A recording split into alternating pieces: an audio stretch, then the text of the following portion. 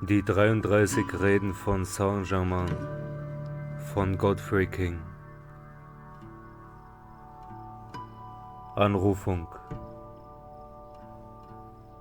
Du mächtige, erleuchtende Gegenwart, die ich bin. In Dankbarkeit und Lobpreisung treten wir heute in die Fülle deiner Gegenwart und empfangen auf immer deine unbegrenzten Segnungen, deine Kraft und deinen Mut, deine freudige Beglückung, die alle aus eigenem Sein erwachsen. Wir wissen, es gibt nur eine Gegenwart, und ich bin diese Gegenwart aller Tätigkeit, aller Weisheit und Kraft, und in der Freiheit dieser mächtigen Gegenwart stehen wir in heiterer Ruhe, unbewegt unter all den äußeren Dingen, die das Gegenteil zu zeigen scheinen. Ich stehe heiter in deinem großen Immer da. Ich beanspruche dein großes Gebieten an meinem Platze. Ich stehe in der Strahlung ewiger Gottheit und blicke immer da voll in dein Antlitz. Ich bringe euch Grüße von der großen Schar und damit ihren Segen für die glückliche Beglückung, die sich eingestellt hat. Wir werden uns bestreben, euch darin im Mittelpunkt dieser Strahlung verweilen zu lassen, da alle Schüler sie empfinden und aus ihr handeln. Viel mehr als erwartet wurde diese Woche vollbracht, und wir freuen uns mit euch. Der liebreiche Segen eines Schülers für den anderen ist sehr lobenswert, und diese einfache Sache wird euch das Tor öffnen, o so weit, dass ihr die Fülle, die euch bestimmt ist, zu empfangen vermöget.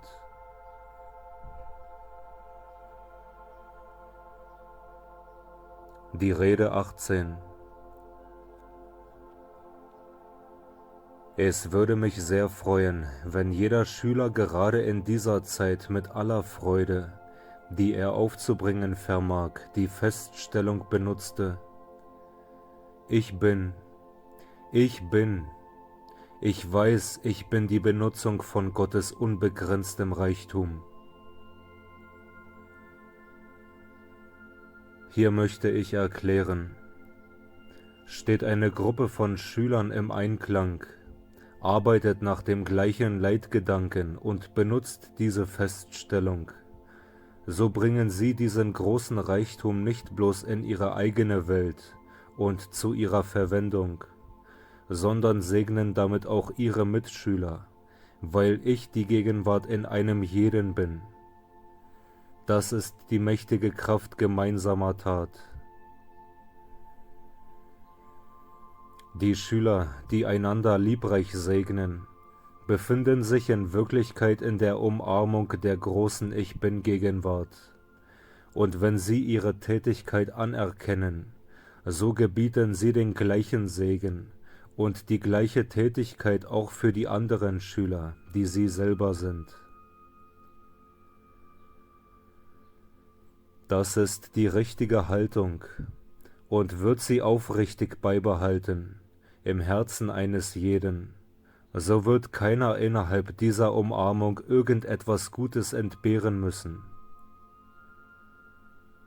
Der Schüler jedoch, der in sich irgendein Gefühl der Unfreundlichkeit gegen die anderen duldet, wird sich selber von dieser großen Strahlung und ihrem Segen ausschließen. Lasst uns nun auf den Grundton eintreten, den ihr heute Morgen berührt habt: der Wille Gottes und der freie Wille. Wie sind sie einfach zu verstehen? Der Wille Gottes ist der Reichtum guten Willens, das Geburtsrecht eines jeden von Gottes Kindern.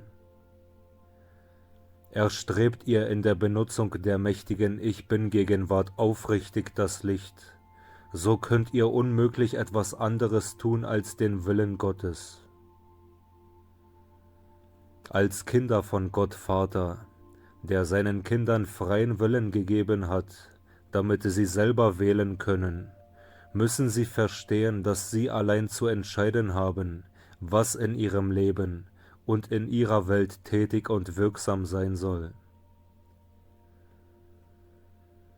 Gott ist der Ursprung allen Lebens, und jedes Kind Gottes ist ein ich-gewordener, in Klammern individualisierter, bewusster, tätiger Teil dieses einen großen Prinzip des Lebens, der Liebe und der Kraft.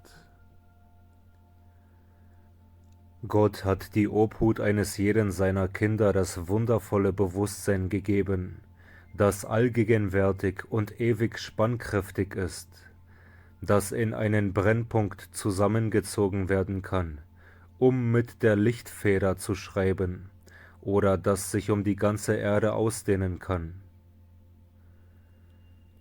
Bewusstsein ist immer der Lenkung durch den freien Willen unterstellt. Die äußerst unglückliche Vorstellung, wie die alte Strenggläubigkeit sie erzeugt hat, Gott handle im Leben des Einzelmenschen oder eines Volkes nach seinem eigenen freien Willen, ist sicherlich nicht wahr. Gott kann nur durch das Gemüt seiner eigenen Ich-Gewordenheit handeln, die in die Persönlichkeiten gekleidet ist, die ihr um euch seht. Diese Persönlichkeiten sind nur Träger der Verwendung und des Ausdruckes dieser mächtigen Individualität, die Gottes Wille und euer freier Wille ist, und nur durch eure bewusste Lenkung tritt sie in Wirksamkeit. Ich sage euch, jede Arbeit eures Körpers wird durch bewusste Tätigkeit getragen, obgleich ihr dessen nicht gewahr werdet.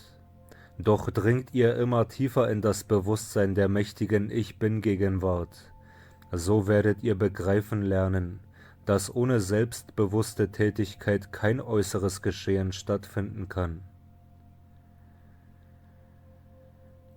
Einen einfachen Beweis kann jeder von euch in jedem Augenblick nachprüfen. Ich möchte körperlich etwas tun. Immer geht dieser Tat der Gedanke voraus, es tun zu wollen, sonst könnten weder die Hand noch der Körper sich bewegen. Was die Leute eine unwillkürliche Handlung nennen, ist eine Sache, die das Verständnis über ihr eigenes Wesen verdunkelt hat. Die Schüler sollten diese bescheidene Erklärung aufnehmen und oft über sie nachsinnen, denn das wird den Verstand von allen Hindernissen befreien. Ihr seid euer selbstbewusste Wesen, die aus freiem Willen handeln. Dieses ist wirklich von größter Wichtigkeit für euch gesegnete, ernsthafte Schüler. Ich liebe jeden von euch Männer wie Frauen geistig, auch wenn die Ehegatten Einwendungen machen sollten. Freiheit und gebietende Macht liegen vor ihnen bereit, wenn sie diese Lehre festhalten und anwenden. Weiterhin wünsche ich, die Schüler möchten verstehen, dass der Strom des Lebens, der durch Gemüt und Körper fließt, immer rein und unverfälscht in sie kommt und alle Kraft, allen Mut und alle Weisheit in sich trägt, die je gewünscht werden konnten. Doch aus Mangel an Beherrschung ihrer Gedanken und Gefühle prägen sie dieser reinen Essenz unwissentlich die äußeren Ideen auf, denen sie ihre Aufmerksamkeit zugewendet halten. Gewöhnt ihr euch an, jeden Augenblick, da euer Verstand nicht anderweitig beschäftigt ist, euch klar bewusst zu sein: Ich bin die alleinige, tätige Intelligenz. So wird das jenen mächtigen, wundervollen Strom des Lebens davor bewahren, durch die verkehrten Vorstellungen der äußeren Verstandestätigkeit missfärbt und schwer geschädigt zu werden. Das ist das einfache Geheimnis wirklich aller Vervollkommnung, wenn es richtig erfasst werden kann. Dieses große Leben kommt rein und vollkommen in jeden Menschen, damit er es benutze. Doch durch Mangel an Verständnis wertet der äußere Verstand durch seine mitklingenden Vorstellungen es stetig um. Auf diese Art verändern die Menschen die Tätigkeit, die an sich vollkommen wäre, und erleben dadurch in ihrem äußeren Tun so viel Begrenztheit und Missklang. Das sollte den Schülern die einfache Tätigkeit, die sie bewusst festhalten sollten, klarmachen, damit sie dieses wunderbare, vollkommene Leben, das stetig durch ihr Gemüt und ihren Körper strömt, in seinem duftig reinen Zustand erhalten können. Wahrlich sage ich euch, wer diese Anregung befolgt, wird erleben, dass die Ausstrahlung ihrer eigenen Körper köstlicher werden als die der Lilie oder Rose. Im Bewusstsein dieser Vollkommenheit, die stetig zu ihrer Benutzung herbeiströmt, werden sie als vollkommene Gesundheit und Schönheit von Gesicht und Gestalt kennenlernen, bis ihre Strahlen leuchten wie die Sonne. O geliebte Schüler, es ist so einfach, es erfordert so wenig bewusste stete Anstrengung. Solltet ihr denn nicht von eurer Seite aus alles Nötige tun, um die Fülle seiner Segnungen zu empfangen und um in die Fülle dieses Lebensstromes einzutreten?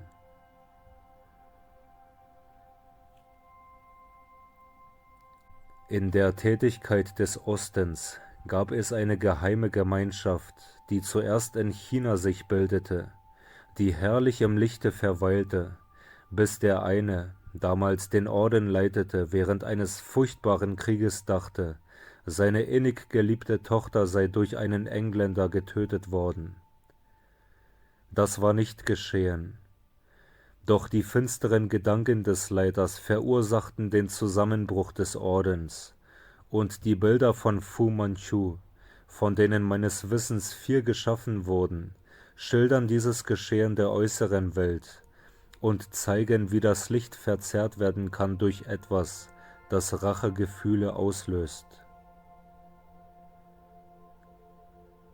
Dieser eine Name, Fu Manchu, war zu Beginn seines Wirkens eine wundervolle, schöne Seele, und sein Schicksal zeigt, wie die Verheerung eines Krieges und der Mangel eines Menschen in der Beherrschung seines Denkens und Fühlens bisweilen dem Lebensstrom solche Verzerrungen aufzwingen können.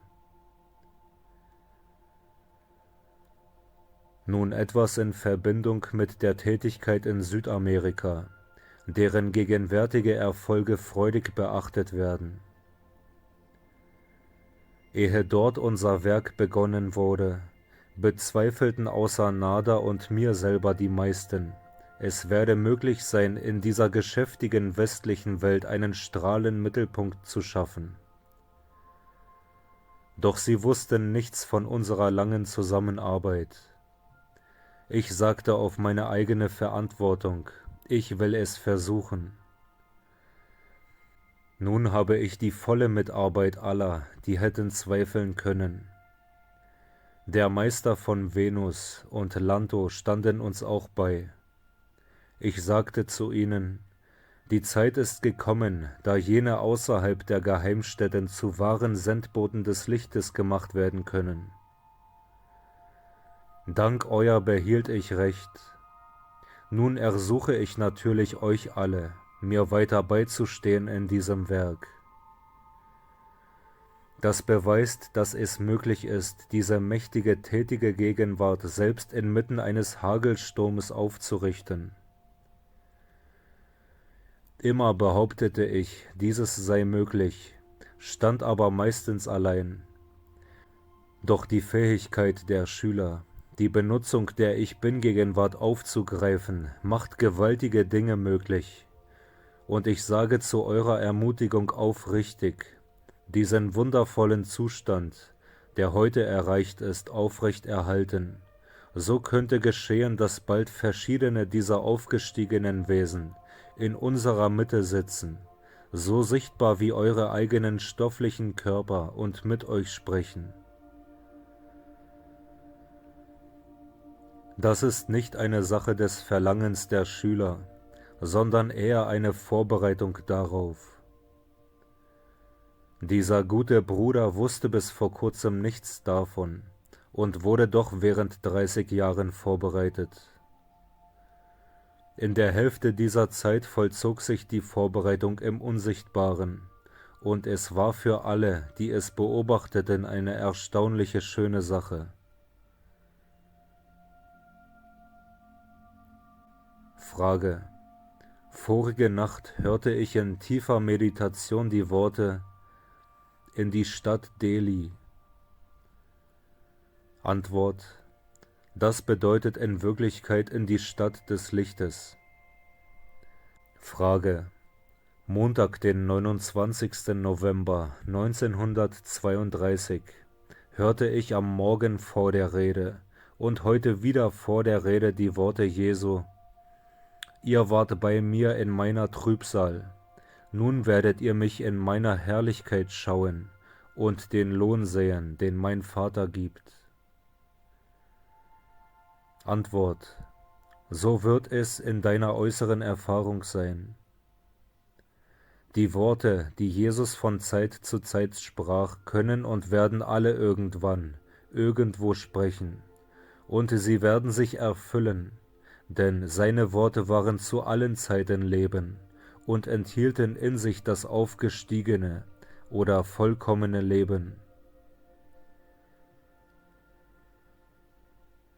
Frage: Wie ist die politische Lage?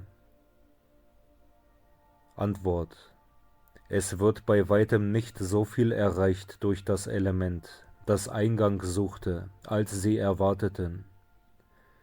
Der alte Spruch: Gibst du einem Kalb genug Seil, so wird es sich erhängen, wird sich bei gewissen Kräften bewahrheiten. Wenn sie bisweilen denken, sie hätten einen leichten Sieg errungen, so haben sie sich selber die Totenglocke geläutet. Das Vollbringen der letzten paar Tage hat die Aufmerksamkeit mancher in der goldenen Stadt auf sich gelenkt. Und als wir heute die Seh- und Klangstrahlen ausschickten, schauten sie dem Geschehen zu. Dieses sage ich zur Ermutigung der Schüler, und während wir heute unsere Arbeit fortsetzen, schicken jene in der goldenen Stadt den Schülern ihre herrlichen Strahlen. Es war mir eine große Freude zu beweisen, dass in dem Lande Amerika, wo ich so lange vorgearbeitet habe, jene Menschen sich finden, die aufnehmen können, was ihr hier empfangt und weitergebt.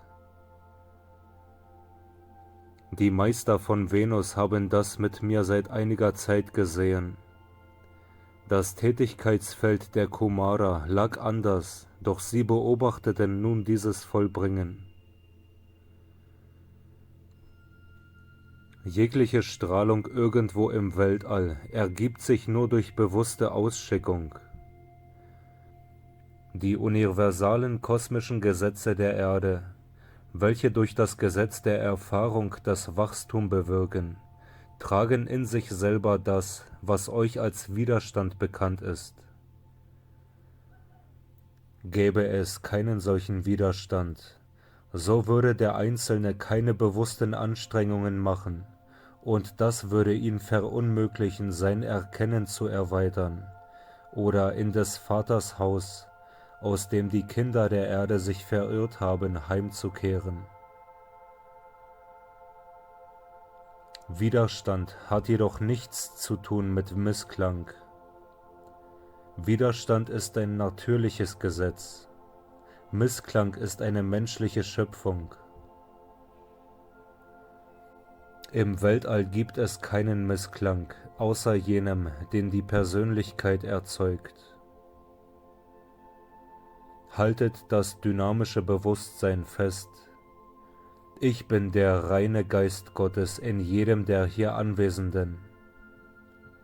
Dieses schließt menschliches Wünschen aus. Seid euch bewusst, ich bin die herrschende Gegenwart dieser Sache.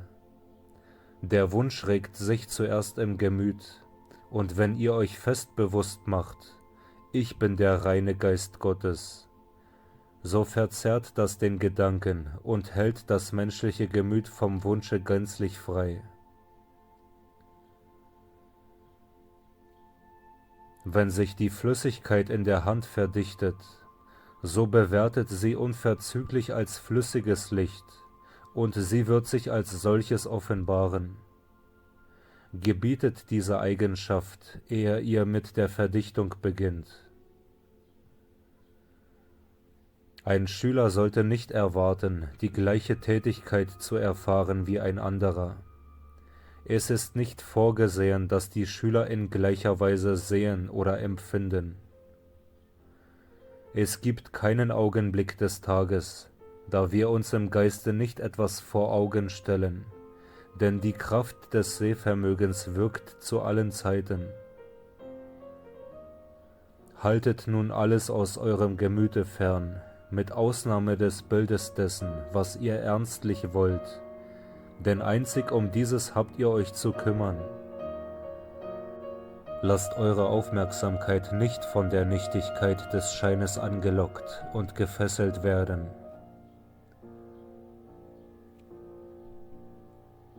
Segensspruch: